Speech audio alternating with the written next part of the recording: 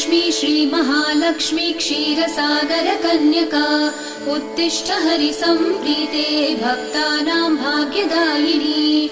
श्रीलक्ष्मी श्रीमहालक्ष्मी क्षीरसागरकन्यका उत्तिष्ठ हरिसम्प्रीते भक्तानां भाग्यदायिनी।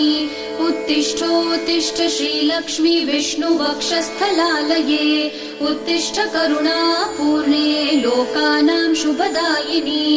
उत्तिष्ठोत्तिष्ठ श्रीलक्ष्मी विष्णुवक्षस्थलालये उत्तिष्ठ करुणापूर्णे लोकानां शुभदायिनी।